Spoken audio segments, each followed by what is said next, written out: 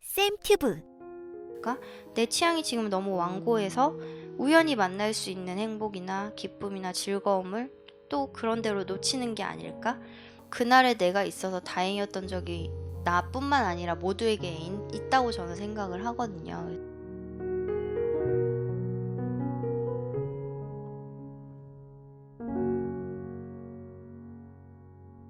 이 있는 것은 아름답다라는 사진전을 제가 언제 갔었는데, 이게 책에는 그냥 있는 것은 아름답다라는 제목으로 들어갔어요. 근데 이게 앤드류 조지라는 사진 작가가 이제 미국의 한 병원에서 말기암이나 삶이 얼마 남지 않은 사람들을 인터뷰를 한 사진전이에요. 그래서 지금 이 사진 속의 이 분도 지금은 세상에 없고, 이 사진전에 있는 모든 사람은 이 세상에 없는 사람들이에요. 근데 굉장히 좋았어요. 왜냐하면 사람들이 무언가 거창한 걸 얘기하는 것 같지만 그 순간에 죽기 바로 직전에 하는 이야기들이 너무 일상적인데 드라마틱한 이야기들을 좀 하고 있었어요. 그래서 책에는 별로 길게 들어가진 않았어요. 오디스라는 여자가 이제 들은 이야기를 두 문장만 넣고, 얘야 밝은 얼굴로 걸어 다녀라. 그럼 사람들이 너의 구두가 아니라 너의 얼굴을 보게 될 것이야.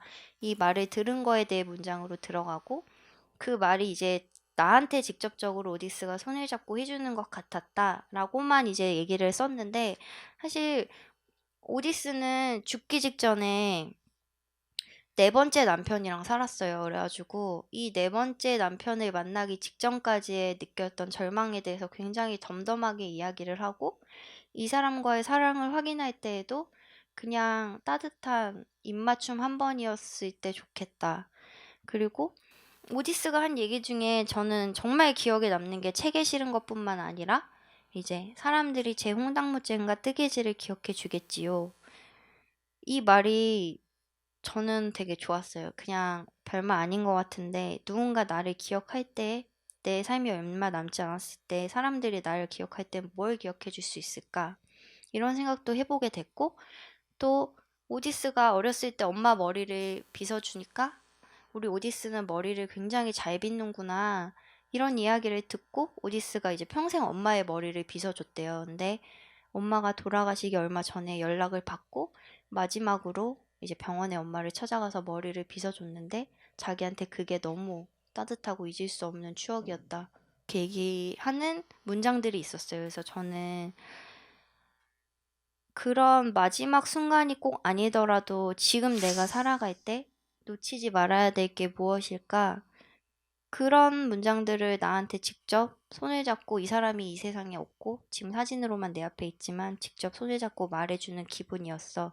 그런 게 좀 생략되어 있는 챕터였고, 이 책에서는 모든 걸 다 풀어서 얘기할 수는 없으니까 그 챕터마다 이제 느끼는 감정들을 담으려고는 했지만, 이런 뒷 이야기들이 있다는 거를 사진이랑 보여드리면 나중에 읽을 때도 또 재밌을 수 있고, 안 읽었던 분들도 나중에 또 읽으면 다를 수 있다고 생각을 많이 해요. 그리고 이거는 마음산책 북스피어 또 은행나무라는 출판사에서 이벤트를 했던 거였어요. 그래서 혹시 이런 이벤트를 알고 있는 분도 계실지 모르겠는데, 이 새 출판사에서 재미있는 작당을 해보자. 우리가 책을 어떻게 하면 더 잘 팔 수 있을까? 많이 팔 수 있을까? 이런 걸 이제 이야기를 하다가 일본의 한 서점에서 아이디어를 얻은 거예요. 책의 제목과 장르와 작가가 누군지 숨기고 판매를 해보자. 근데 이게 저는 되게 재밌었던 게, 우연히 만난 즐거움을 내가 너무 잊어버린 게 아닐까? 그런 거를 굉장히 깨닫게 되는 좀 이벤트였던 것 같아요. 어렸을 때는 뭐 제가 책 제목이 마음에 들면 그냥 찾아 읽고, 그냥 어떤 작가를 새롭게 알게 됐는데 그 작가가 너무 좋아서 그 작가의 다른 작품도 읽고, 이런 것들이 굉장히 자연스럽게 잘 됐는데, 어느 순간 가니까 취향이 완고해지잖아요. 사람이 나이가 먹을수록. 그러다 보니까 내 취향이 지금 너무 완고해서 우연히 만날 수 있는 행복이나 기쁨이나 즐거움을 또 그런 대로 놓치는 게 아닐까? 그런 생각을 많이 했던 것 같아요. 그래서 이 내용을 담을 때도 사실 약속된 날짜까지는 무슨 책인지 서로 오픈하지 말자. 이게 약속이었는데 대부분 좀 잘 지켜서 그게 의미 있는 작당이었다. 이렇게 끝나는 글이었어요. 그리고 이거는 이제 축사라는 제목으로 들어간 글이에요. 192쪽에. 근데 저는 이 글이 개인적으로는 굉장히 의미가 있어요. 왜냐하면 이게 축복해주는 이야기라고 해서 제가 아버지 발을 씻겨드린 날인데 이때 이 글을 쓰기 전에 사실 제가 29부터 작업을 했다고 했는데 저는 부모님이랑 사이가 되게 좋지가 않았어요. 그래서 일찍 독립을 한 것도 가정적으로 뭐 일들이 많아서였지만 부모님이 또 이혼을 하셨고 그 과정에서 너무 겪지 말아야 될 일들도 많았고 그러다 보니까 이 작업을 처음 시작할 때만 해도 부모님이랑 굉장히 단절이 되어 있던 상태였어요.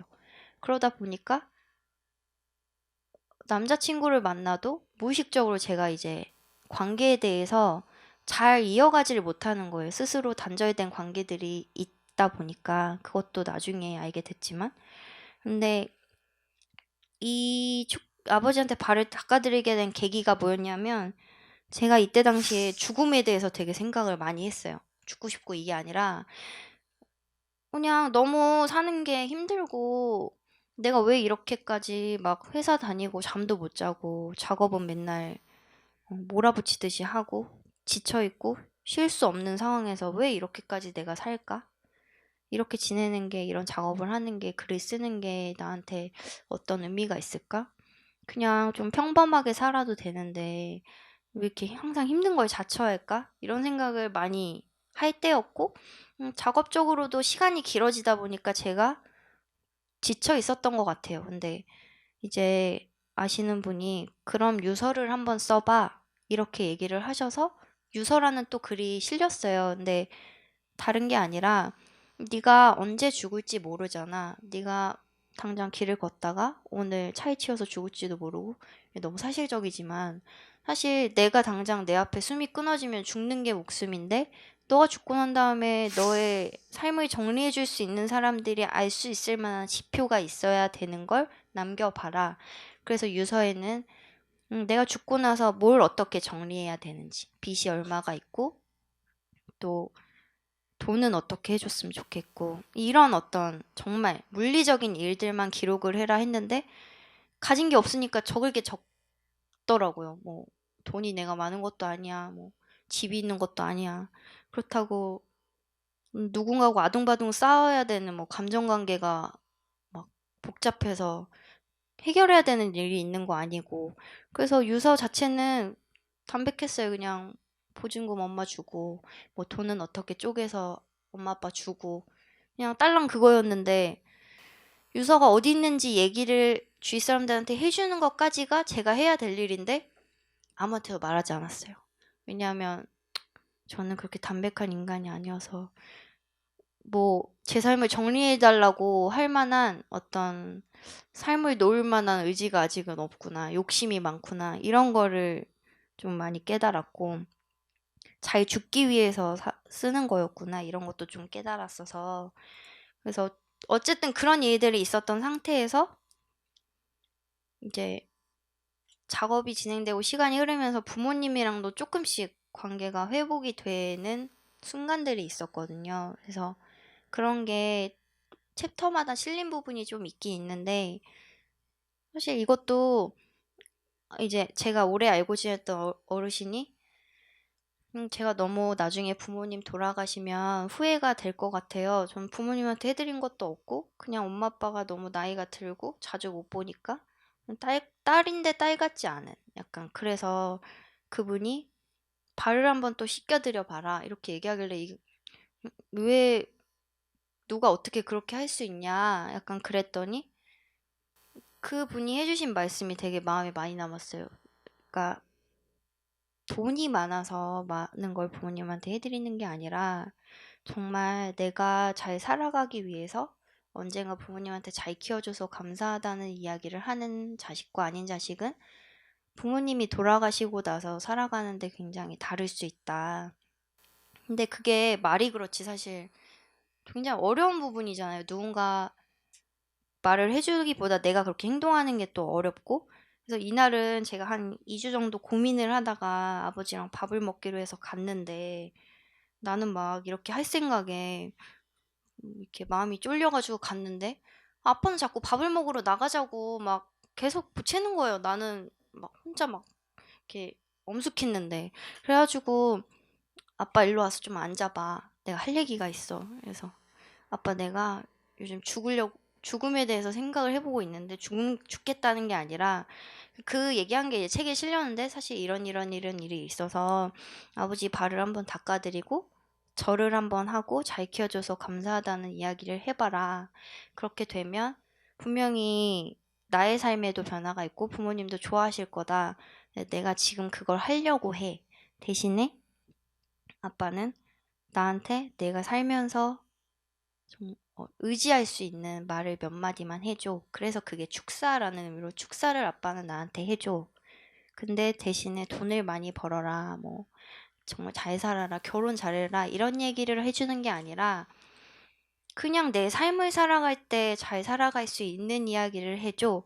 했는데 저를 하고 아빠를 보는 순간 아빠가 너무 화난 얼굴을 하고 있는 거예요. 근데 저는 사실 싫어하실 줄 알았는데 그 막 뭐라고 설명할 수 없는 표정으로 저를 보는데 잘 키워줘서 감사하다 이렇게 얘기를 하는 게 부모님으로서는 굉장히 큰 의미가 있구나. 그리고 아버지가 저한테 그 이후에 해주셨던 말이 또 거기에 담겨 있는데 거창한 말을 아빠가 해주진 않았어요. 그냥 삶이라는 게 원래 쉽지 않으니까 그런 것 자체를 조금 자연스럽게 받아들이고 하고 싶은 걸 해라. 힘내라. 뭐 이런 이야기들을 해줬는데 그런 아빠여서도 또 좋았던 것 같아요.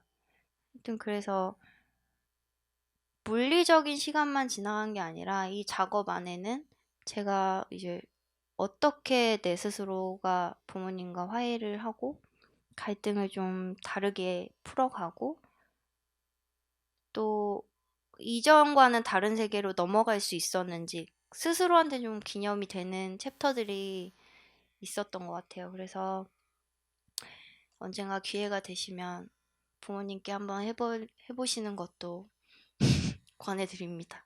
대신 부끄러울 수 있지만 어, 또 해보니까 하게 되더라고요. 그래가지고 부모님이랑 같이 사시는 분들은 살 수 있을 때까지 살아야 또 돈을 아낄 수 있고 그렇더라고요. 제가 혼자 오래 살았다 보니 그리고 이거는 여행 챕터에 있는 이제 글인데 두부 전골이랑 두부 지짐이만 파는 두부를 파는 집에 간 적이 있어요. 그래서 저는 여행 챕터에서는 이 글을 되게 좋아하는데 이름 없는 두부집이에요. 그래서 이 날도 퇴근을 하고 이제 친구랑 밥을 먹으러 가자. 근데 양평으로 가자고 친구는 하는데 차가 너무 막히겠다. 주말인데 근데 나는 두부가 먹고 싶어. 이렇게 해서 두부집을 막 검색을 해보다가 이름이 없는 두부집이 정말로 있는 거예요. 근데 아니 설마 진짜 없겠어 하고 갔는데 그냥 가는 길도 헤매고 두부집도 두부집인 걸 뭐가 있어서가 아니라 그 집에 대한 사진들이 올라온 블로그를 보고 정말 있어 하고 들어갔는데 제가 잊을 수 없었던 게 뭐였냐면 들어갔는데 이 정면에 정말 클래식하고 오래된 그 초록색 밥상들이 덩그러니 몇 개 있고 앞에 이제 손자들로 보이는 손자들의 사진이 쭉 걸려 있고 할머니가 혼자 요리를 하셨는데 그 태권도 이제 금메달들이 막 매달려 있는데 할머니랑 손자들이 같이 사는 거예요. 그래서 이 할머님이 맨날 두부도 만들고 이 두부 요리도 하시고 이제 손자들도 걷어서 같이 이제 사는구나 느꼈는데 뭔가 느낌이 되게 이상했어요. 그게 뭔가 일이 있어서가 아니라 그냥 사람이 말로 할 수 없이 약간 서늘한 기분을 느낄 때가 있잖아요. 그래서 그냥 그런 기분이 왜 들까? 하고 말았는데 일단은 두부가 너무 맛있었어요. 두부가 이 들기름에 달달달달 구웠는데 할머니가 직접 만든 두부여서 너무 맛있었고 이제 친구는 이 사진을 보더니 여기 할머니 발이 우리 아버지 발 같다고 막 그랬는데 그 두부집의 할머니 발입니다. 하여튼 이 집에 그때 손자들은 없었는데 저희가 되게 애매한 시간에 갔어요. 오후 한 3, 4시쯤에 가고 아무도 없고 친구랑 저만 이제 있었는데 다 먹고 나서 저희는 할머니 이제 혼자 계시니까 쉬시라고 불편할까 봐 빨리 일어나려고 했는데 할머니가 제 손을 이렇게 잡더니 아, 왜 이렇게 빨리 가요? 좀 더 앉아 있다가요. 이렇게 얘기를 해서 대화를 나누게 됐어요. 근데 너무 아무렇지 않은 얼굴로 그 둘째 며느리가 둘째를 낳은 지 얼마 안 돼서 집을 나갔는데 그래서 제가 손자들을 키우고 있어요. 그 이야기를 할머니가 너무 덤덤하게 하시는 거예요. 그래서 이제 첫째 아들도 돈 벌러 나가서 뭐 오늘 오디를 따러 가기로 같이 했어요. 좀 있으면 올 건데 둘째 아들은 돈 버느라 이제 자주 못 오니까 애들이 보러 갔어요.